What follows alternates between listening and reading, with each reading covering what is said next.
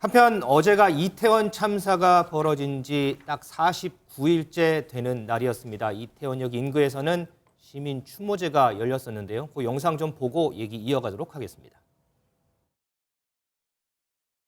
동행할 예정입니다.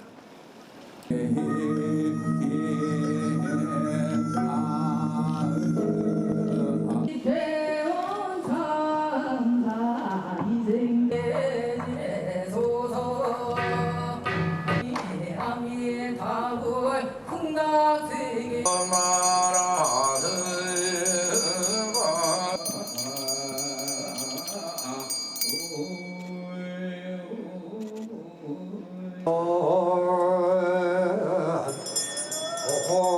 많이 문다니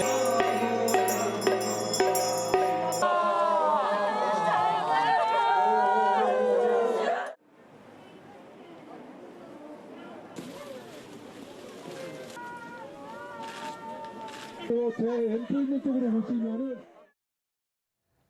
최승현님, 윤석열 대통령이 지난번 이제 국가 애도 기간에는 거의 매일 이제 시민 분향소를 찾았어요. 그런데 이제 어제 이제 49제가 열리는 날 찾지 않았고 다른 일정들을 소화했단 말이죠. 이거에 대해서 또 야당에서도 비판이 나오고 어떻게 좀 보세요? 그러니까 뭐 대통령께서는 안 가시는 대신에 이제 그 강승규 시민사회 수석이 가서 이제 참석한 걸로 아는데 네. 저는 그렇습니다. 물론 대통령께서 저는 이 추도의 마음은 결과가 나오는 게 아니라 과정이 계속 이어지는 과정을 통해서 저는 추모의 마음이 연속된다고 봐요. 그런데 야당이 얘기하는 것처럼 일각에서 얘기하는 것처럼 대통령이 왜 여기 안 하고 딴 데 갔느냐는데 대통령이 지금 그 대통령의 업무 중에 이번 어제 간 행사가 중소기업 소상공인 살리기 행사입니다. 네. 그런 행사도 매우 중요하거든요. 지금 우리 경제가 이렇게 어려운 상황에서 중소기업과 소상공인들의 길을 살리고 거기에 대한 어떤 그 제품들에 대해서 판로를 개척하는 것도 대통령의 중요 행사 중에 하나죠.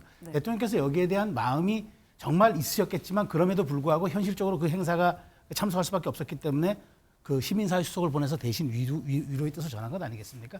저는 그렇기 때문에 이 문제에 대해서 야당이 대통령의 마음이 없다, 떠났다 이렇게 비난하는 거는 조금 과도한 측면이 있다고 보고요. 다만 저는 그렇습니다. 지금 이 추모의 시간은 아직도 끝나지 않았습니다. 그럼에도 불구하고 무엇인가 이 추모의 마음보다는 다른 것에 대한 정략적인 어떤 그런 의도들이 약간 부분 나타나는 점에 대해서 저는 우려를 합니다. 왜냐하면 이 애도의 시간은 국민 모두 전체가 공감해야 되기 때문에 그래서 저는 제가 감히 말씀드린다면 저는 이랬으면 좋겠어요. 앞으로 지금 여기 유족들의 상황을 놓고 보니까 정부의 지원을 거절한 분들도 계시고 장례비조차도 안 받은 분들도 계신다고 합니다. 그러니까 저는 이 모든 것에 대한 것들을 저는 국가적인 어떤 그 아픔으로 좀 승화시키고 우리가 이런 것들을 더 확대하기 위해서라도 저는 그 대통령, 그러니까 그 정부를 대표하는 단일 대표와 그다음에 유족관의 대표가 이런 채널들을 계속 운용함으로써 앞으로 여기에 대한 것들이 다른 오해의 소지가 끼지 않도록 계속적인 채널을 열어두는 게 필요한 거라 보고 저는 더 나아가서 더 필요하다면은 대통령실이 특보라도 임명해가지고 여기에 대해서 문제를 전담해서 앞으로 이런 분들이 위무되고 치유될 때까지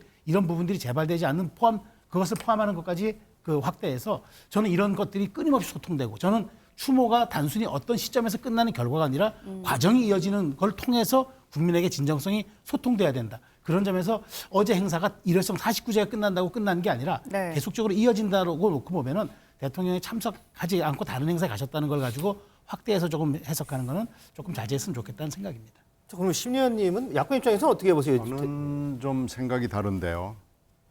이게 지금 세월호 이후에 정부가 대응하는 걸 보면은요. 세월호가 되풀이돼서는 안 된다는 어떤 그 강박관념에 사로잡혀 있어요.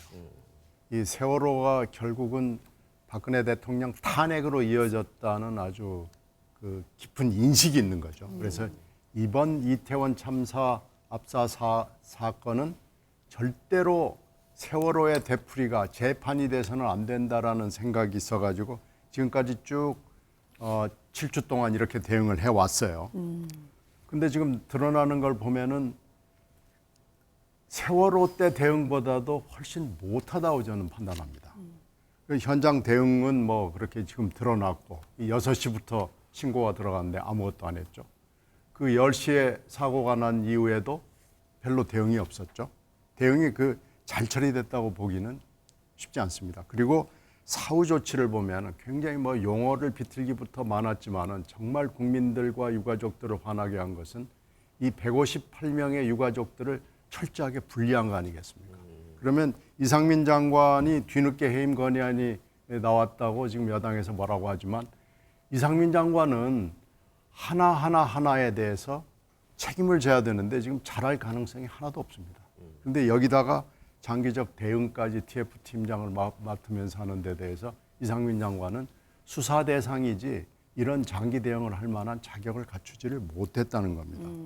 그래서 이렇게 따지면은 지금 현재 유족들이 첫 번째 얘기하는 건 제발 누군가 함께 좀 울어주는 사람, 그러니까 진정한 사과 같은 걸 요구하는데 지금까지 보면은 이 7주 동안에 한 사람도 정부 여당 쪽에 있는 사람이 함께 손잡고 울어주는 사람이 없는 거예요. 네.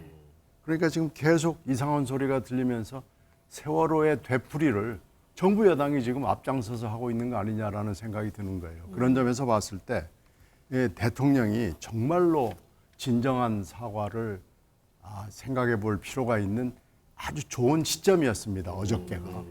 그래서 49제를 맞아서 정말로 함께 울고 싶다라는 분위기를 하면서 정부에 관련되는 일들도 여러분들과 함께 손을 잡고 울으면서 같이 재발하지 않도록 하겠다라는 것을 보여주는 굉장히 좋은 황금 같은 기회를 어제 놓친 겁니다. 그래서 저는 어저께 대통령이 갔어야 된다고 봅니다. 네. 이런 가운데 또 논란이 된 발언이 나오고 말았습니다. 한덕수 국무총리의 발언인데요. 함께 듣고 오시겠습니다. 우선 굉장히 마음 아픈 일이고요. 좀 본인이 필요에 따른 생각이 좀 더 굳건하고 치료를 받겠다, 좀 이런 생각들이 더 강했으면 좋지 않았을까 하는 생각이 듭니다.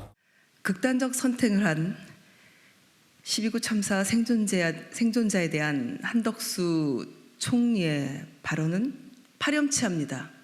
누가 158명의 국민이 목숨을 잃도록 방치했습니까? 바로 정부입니다. 그런데도 책임을 회피할 국리만 하고 있으니 기가 막힐 따름입니다. 네. 지난주에 또 안타까운 일이 일어나지 않았습니까? 참사 현장에서 생존을 했던 학생이 결국에는 스스로 극단적인 선택을 하고 말았다라는 소식이 전해지기도 했었는데요. 차재용 교수님, 네. 한덕수 총리의 발언, 네. 본인의 생각이 더 굳건하고 치료를 받겠다는 생각이 더 강했으면 좋았겠다.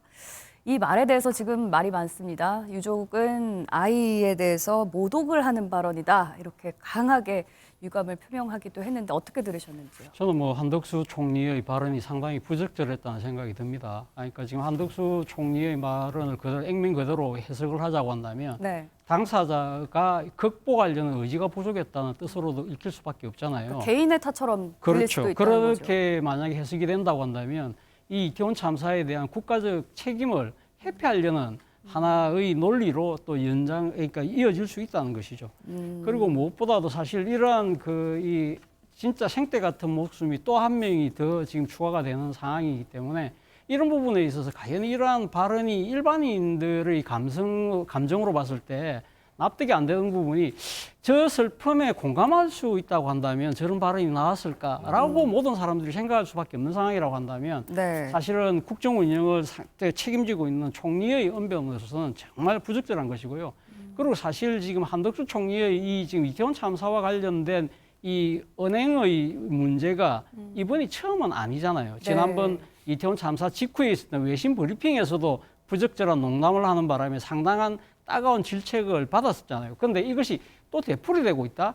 이거 자체는 앞서 여러분들이 이야기하셨지만 이태원 참사를 바라보고 있는 집권 세력의 인식과도 저는 맞물려 있다는 생각이 들어요. 사실 어제 이 49제 시민들이 만든 분향소가 차려졌습니다만 대통령께서 거기 가서 이 참배하는 게 그렇게 어려울까요? 물론 다른 일정도 있겠습니다만 얼마든지 조정할 수 있잖아요.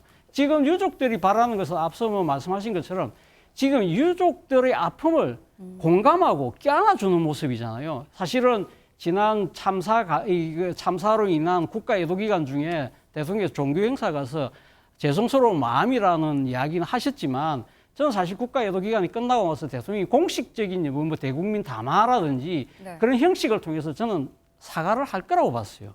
그런데 하지 않았잖아요. 물론 그때 순방이 있었기 때문에 저는 순방 다녀오고 나서라도 하시지 않을까라는 생각을 했는데 결국 안 하셨어요. 유족들 입장에서 그거 자체가 너무 섭섭한 거예요. 그렇다고 한다면 그 행보 자체를 정치적 득실을 굳이 따질 필요가 있을까요? 그냥 내키는 대로 마음이 시키는 대로 한다고 했다고 한다면 저는 충분히 갈 수 있지 않았을까. 그런 측면에서 정말 안타깝습니다. 네, 뭐 총리실 쪽에서는 해명을 내놓기는 했습니다. 뭐 개인의 책임으로 돌리려거나 뭐 국가의 책무를 벗어나려는 뜻은 아니었다. 해명은 하셨습니다만 이제 뭐 공감 능력이 부족한 건 아니냐 이런 식으로 해석이 돼서 좀 논란이 일기도 한 거죠.